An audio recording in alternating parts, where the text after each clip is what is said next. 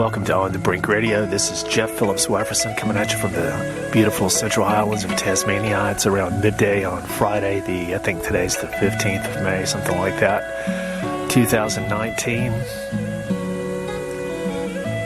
This show is called The Spiritual Consequences of Humanity's War on Life.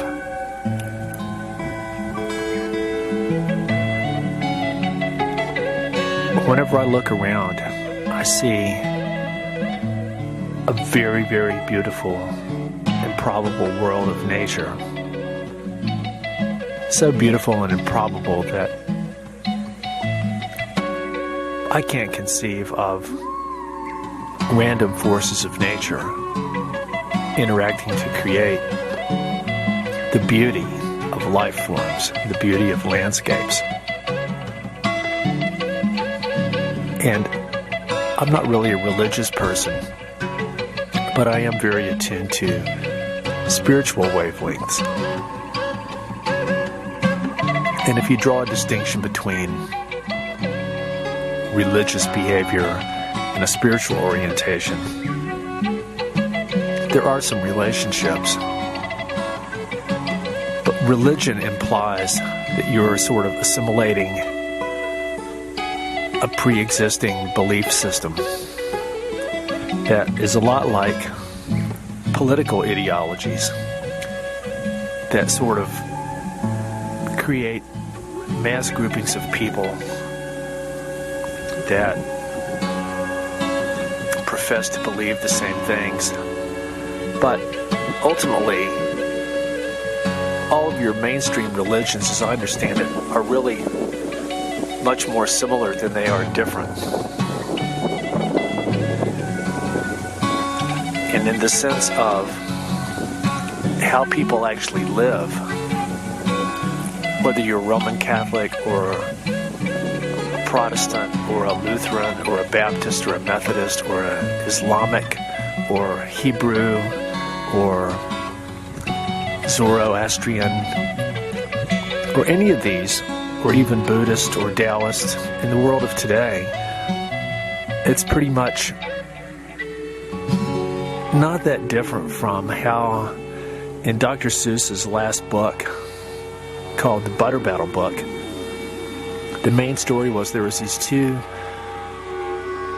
peoples, these two beings called the Zooks and the Ukes, and they were absolutely identical in every single way.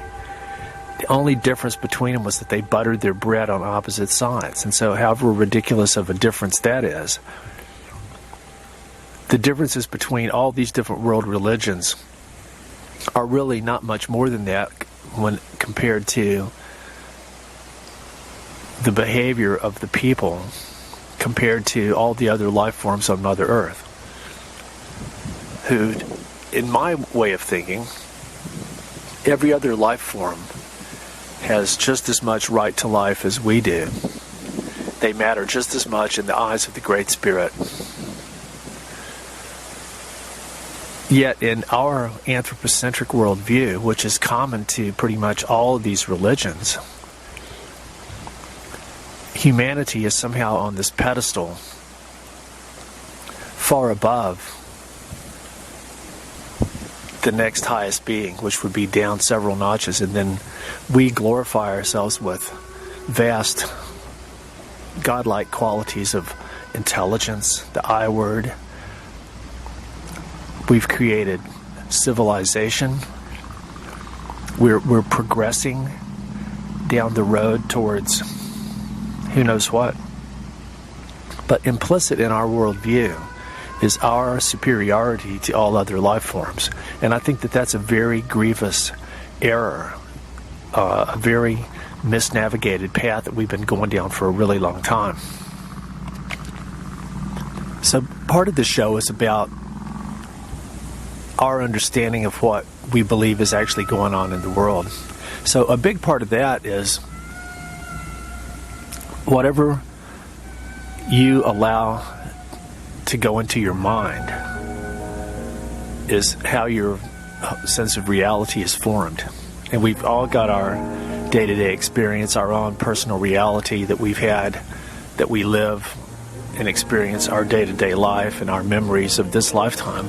But so much of our beliefs about what's going on in the world comes to us from other people, other sources of information. In the world of today, heavily industrialized institutions whose purpose is to give us the impression that we're being informed by relevant, accurate, and meaningful information. But the bottom line is they're really just corporations selling a product, and whose goal ultimately is to make money for the people who own the corporation. And the bottom line of all that entails.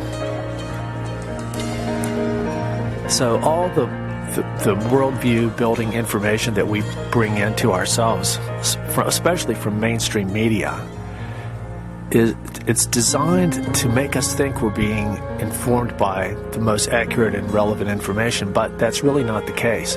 And there's a very wide spectrum of dynamic factors involved in how this science of engineering public perception, the mind management scenario, I've covered it under the infotoxin hypothesis.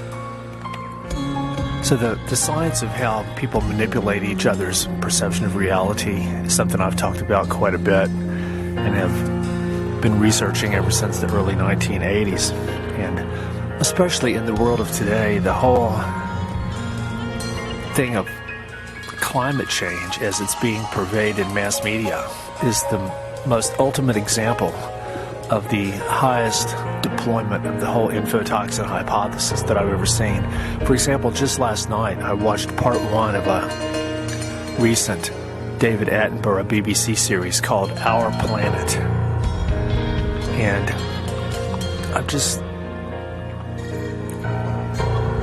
it makes me feel like that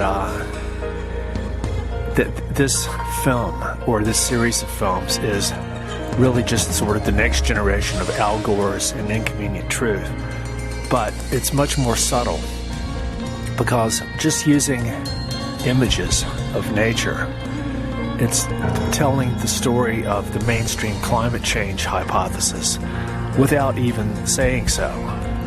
It's all about how the world is heating up, everything's melting, everything's drying out, all the animals are going extinct, and everything's being disrupted, and it's only started happening in the past 50 years, and now it's just accelerating, and it's just running out of control. And it's all just so bogus to me that anybody could actually buy all this.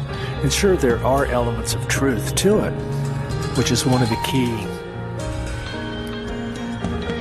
techniques that the mind control people use. Truth is our weapon. But anyway, what I'm trying to say is that we all have our worldview, and because a lot of people aren't motivated, or they don't have the time or the motive or the interest in constantly expanding and refining their worldview, they tend to have a worldview that consists mainly of the combination of just their day-to-day life, which is probably fairly routine and constant from day to day, from week to week, month to month, and year to year. And added in on top of that is the standard diet of mass media consumption. And so this creates a uniformity or homogeneity between the mentality of most people. And people are comfortable with that. They have a consensus reality that they share with their friends, and the apple carts never get rocked until I come along. And it's just sort of like a status quo. But Eric Fromm, the psychologist, defined this as the pathology of normalcy. And that's another show I'm working on. It's sort of like the pathology of normalcy revisited in the world of today, as opposed to the 1950s when he wrote his landmark book.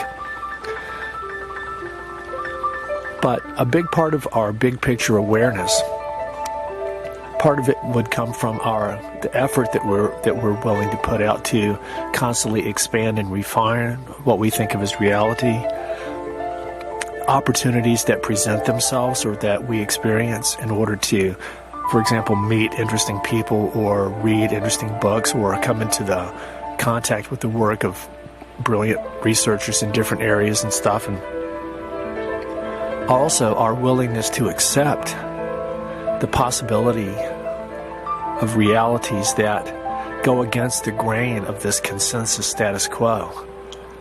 For example, the climate change thing, that brings me into conflict with people all the time.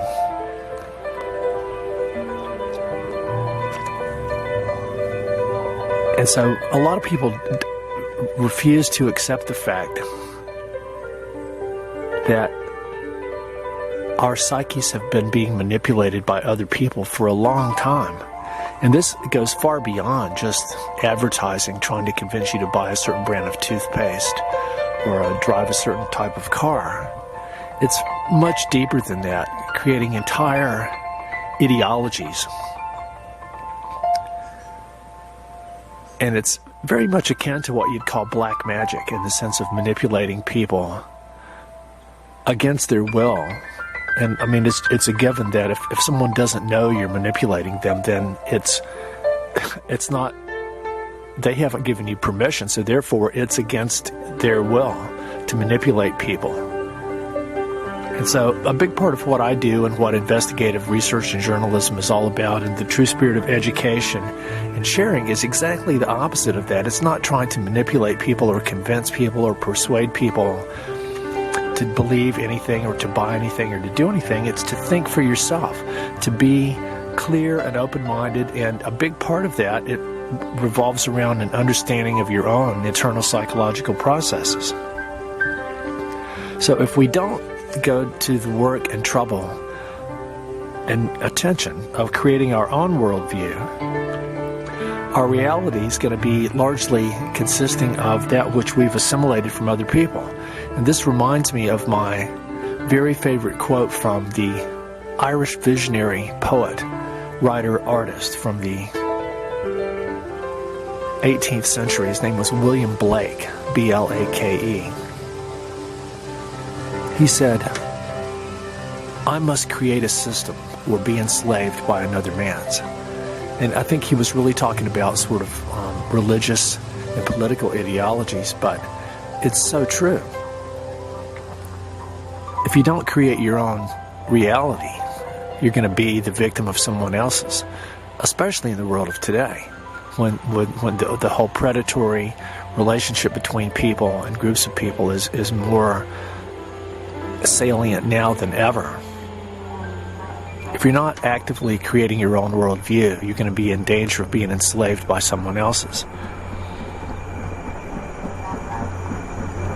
But what I'm trying to get to is that when I look around at the beauty and power of nature, I'm constantly witness to human destructiveness just about everywhere you turn. And it's partly a matter of value judgment, but again, it's an example of what I'm talking about. Some people look at cities and skyscrapers and the military-industrial complex and rockets into space and nuclear submarines and the mining industry, all this, to this mentality, it's called progress. It's various manifestations of what we call civilization. But we're not creating a life. Or if we are, we're creating a life that's mutated. So we're actually, all of this, everything that we call civilization that's based on engineering the natural world, the transforming of the body of Mother Earth and her precious substances into artifacts and technologies and waste products, the violation of the Hopi prophecy, if we dig precious things from the land, we will invite disaster. I see this everywhere I look. And it's clear. I mean, ask anybody. Well, if you ask anybody if humanity is destructive, they'll go, well, yes, of course. It's almost like it's our nature to be destructive. And it's almost like there's a certain gratuitous element to it, too, that a large part of humanity seems to like to destroy life for its own sake. For example, the whole thing of hunters and poaching and trophy hunters and stuff, and people that aren't going out to shoot an animal to eat it. They're going out because they want to just see it dead, and they want to mount it up in their living room in their multi-million-dollar holiday home. I've never been able to fathom that reality of mentality. It's horrific enough for people to go out and hunt animals to eat them, even fish, but to just do it for no reason at all. So I think even everything that modern man does is based on sort of an inharmonious and destructive relationship with Mother Earth and our fellow beings, the body of Mother Earth, all the kingdoms of life. And part of our mentality is, and some of this is rooted in some fundamental religious ideologies, is that these religious ideologies tell us that we're superior, that all the other plants and animals and Mother Earth was put here for us. And it's just the most ultimate anthropocentric delusion that I could possibly think of. So not only is it important to question all these assumptions that we sort of live by, but also to constantly try to expand your worldview to include a more realistic appraisal of the effect that our species is happening on Mother Earth. And this is where someone like me, my eyes and ears are actually of great value, in the sense not about so much me, myself, but because I'm somebody that is a traveler who lives on the road. And I'm always in a variety of different places. A lot of times I go back to places I love, that I've spent a lot of time at, that I know at different times of year. My favorite places like Great Barrier Island, New Zealand, different parts of Tasmania.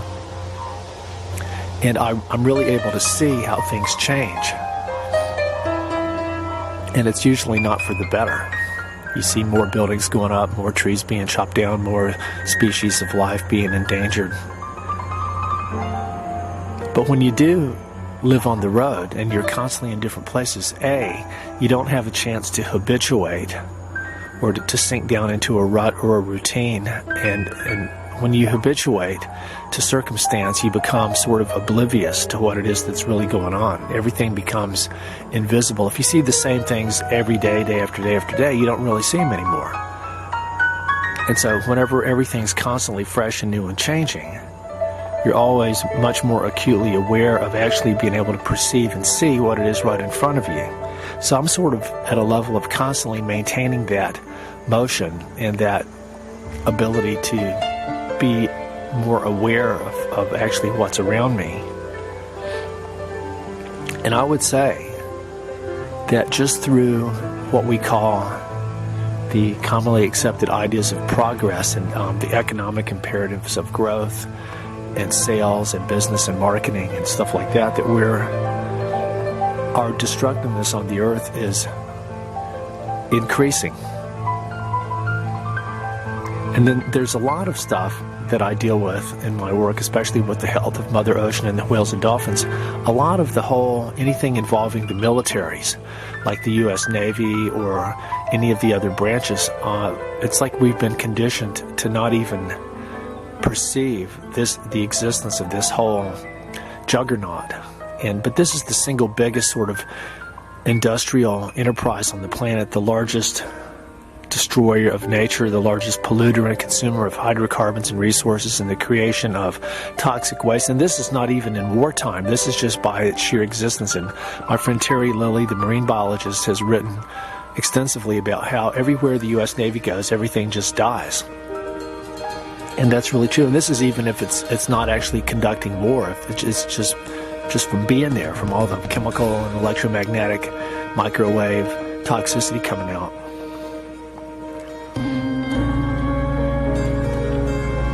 So what we call progress is progress towards, I'm not sure what. There's a beautiful little honeybee right down below me on my pen. And he's checking it out. I hope he's okay. He's probably just having a little break from collecting some honey. So if we expand our horizons of identity to include not just our own self, not just our body, and not even just our own family, and not even just our species, all of humanity. We have a hard enough trouble doing that, but if we were able to include as all of life, the little honeybee, he actually just flew away. And the birds and the bees and the flowers and the trees and the moon up above and the stars and the comets and the asteroids and the lavender and the bamboo and the rocks and the water and the clouds. If we include this, if we identify with all this, then A, we become much more inclusive beings, and then B, we actually achieve a higher degree of immortality, because nature has been around for a long time and always will be. And I think that even with the vast amount of destructiveness that my species is wreaking right now, we're not going to destroy life. We're hurting her. But now I'm getting to the real point of the show. It's, to me, the real danger of the current scenario is not even the horrific destructiveness that we're wreaking on all of life and the planet through a million different things that we're doing. That's bad enough, but worse than the actual destructiveness is the spiritual desecration that we're not living and being as who we're really meant to be. We're not supposed to be the destroyers of Mother Earth. We're not supposed to be the world eaters or the spore bearers or the Homo sapien macrovirus, which are concepts Loren Eiseley, the naturalist, wrote 2 chapters in his book, The Star Thrower, called The World Eaters and the Spore Bearers. And these are sort of brutal evaluations of the true nature of humanity as a life form. And he said that of all his decades of studying nature, that the form of life that we most closely seem to resemble is the cellular slime mold, Myxomycophyta, which spreads out over the floor of the forest, and it gradually consumes all the organic matter within a certain radius. And then when everything's eaten up, it forms these fruiting bodies that all sort of flow back into one big blob, kind of like slugs, forms a fruiting body, and then it sends out stalks with spores. And then these spores go all through the forest and all around on the wind to start this process again somewhere else. And he likened our going into space to be very much like this. So it's our desecration of our sacred relationship with life that I think is the true danger of the world of today. And the spiritual consequences of this desecration are completely unknown to us. And because, just like we're only in the very beginning stages of an understanding of what all the synthetic chemical and radiological mutagens that we've created are doing, we're also in the very early stages of this very willful and highly technologically advanced destruction and desecration scenario that its roots began 5,000 years ago, but it's really just sort of peeking out now. We don't really understand what we're doing to ourselves spiritually, much less physiologically or physically or biomedically. But I think that the spiritual consequences are even more profound and more serious and more concerning or disconcerting than the physical. And that's very, very horrific because, for example, I think Mother Earth is a very beautiful, powerful, intelligent being. A planet. There's no way that we can actually understand the psyche or the mentality, the beingness of a planet, a planetary being who's been here for billions of years and who has given birth to all of life as we know her, including us. And we're like the newest life form that exists, just about.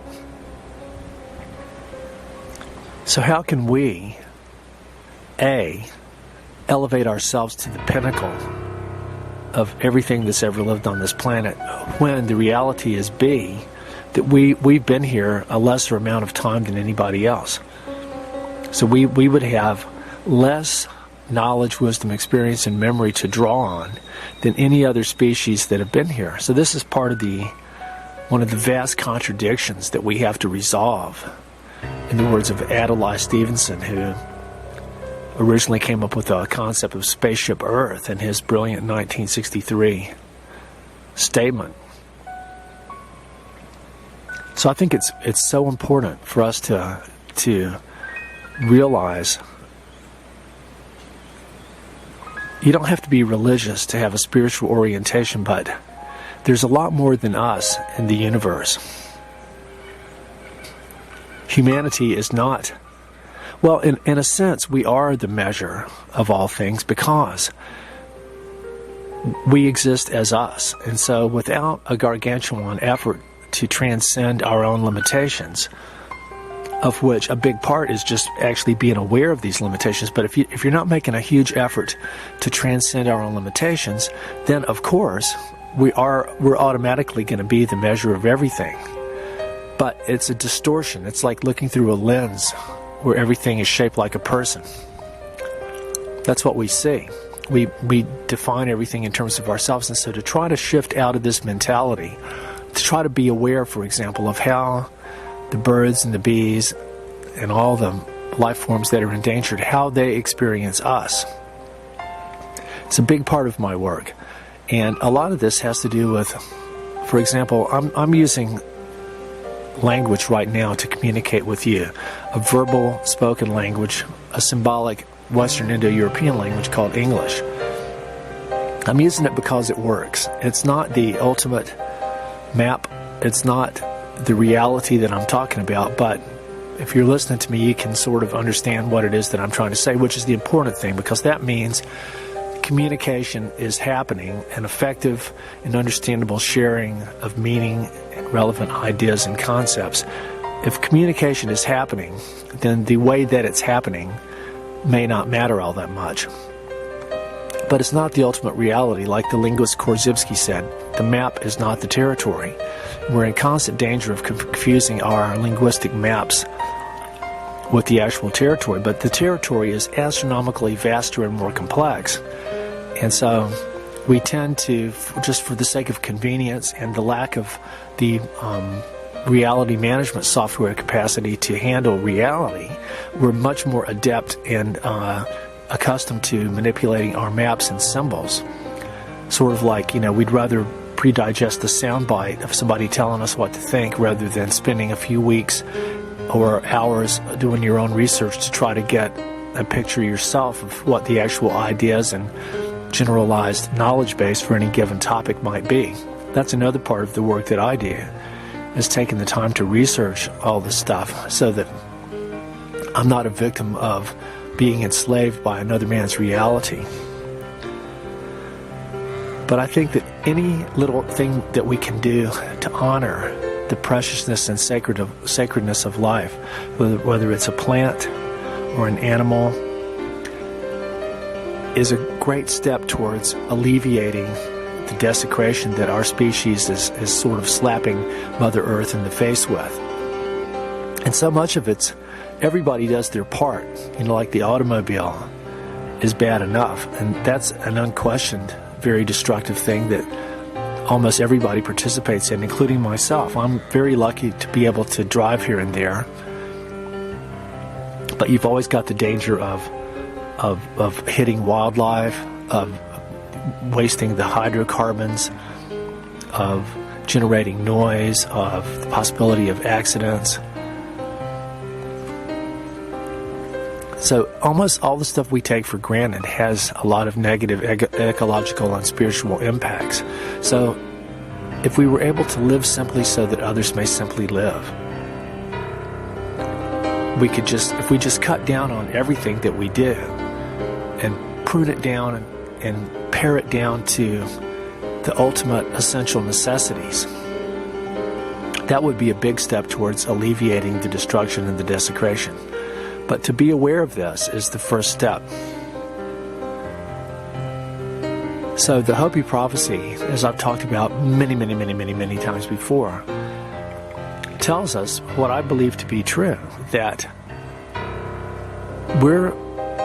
our desecration and destructiveness is so far advanced and so entrenched that there's nothing we can do to avert the cleansing that Mother Earth and the universe is going to bring down in order to guarantee that life herself is able to continue to survive.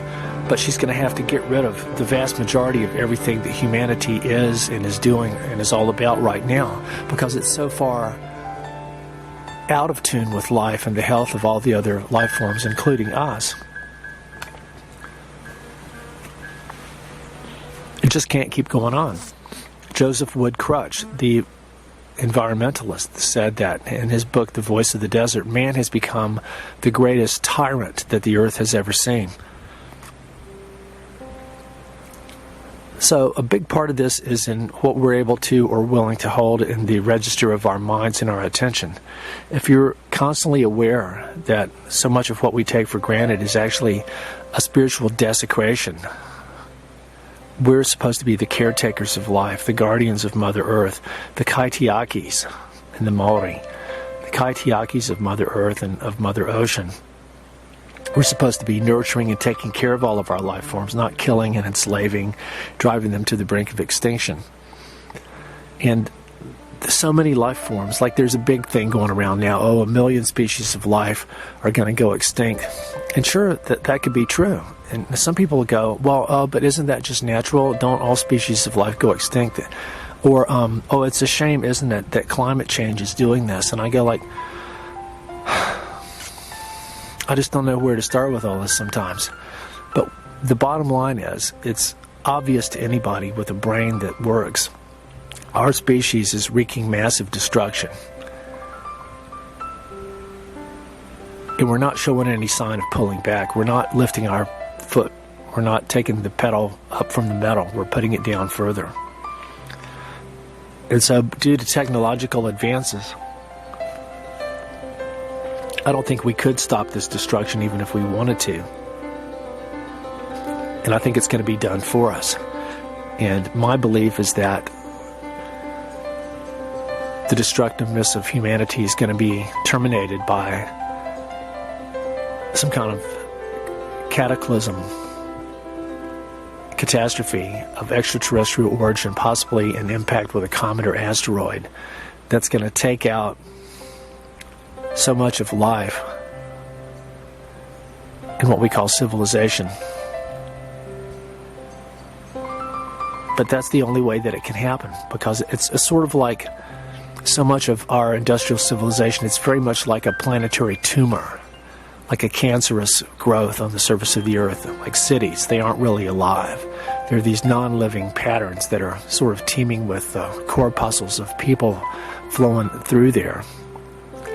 But it's really ugly. And how much of this there is, and how rapidly things are transforming in New Zealand and Australia right now. The mining industry, the construction, and the implementation of all this new electronic communications technology like the 5G and the ever invisible yet ever ubiquitous nuclear scenario is all just going off the rail. And not only are we destructive of life, we're desecrating our own true spiritual nature. So, in the Bible it says, man was made in the image of God. And I think that there's a degree of truth to that. That wasn't, if we read it in Hebrew, it might be quite different, but God to me is the beautiful, infinitely loving and creative spirit of the universe that's beyond anything we can comprehend. But her spirit has to do with the beauty and power of being here now, and the beauty of all the life forms that we are able to share Mother Earth with, the beauty we see in ourselves and each other. And if we honor this truth and beauty, through how we live, not just what we say, but through what we do and what we also don't do. This is a very, very powerful step towards trying to become the people of one heart, the people who are still living on the path of the Great Spirit, and who the Hopis say will all find each other and come together and somehow manage to be in the right place at the right time when the proverbial shit does hit the fan, so that some of us and some of the people of one heart of all the kingdoms of life, not necessarily people, might be preserved and taken care of so that they can be the seeds of the new creation. And that was one of the highest compliments I've ever had when Barbara Randall, who was the widow of Uncle Bob Randall, one of the custodians of Uluru, when I was meeting with her a couple of years ago, she said, "Jeff, you're actually painting the new dreaming." And so that is just such an honor for me to be participating in this process of bringing down the ancient sacred connection with water-based life that I think that the whole indigenous people of Australia, that their culture and their long-standing relationship with the forces of life and the Dreamtime ancestors and the whales and dolphins. This is so important, and I'm so honored to be a part of this process.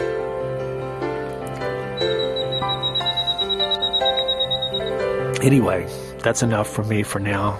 I've got to get back and do some painting. Please be sure to live simply so that others may simply live. This is Jeff Phillips Wefferson signing off from Central Tasmania. Goodbye.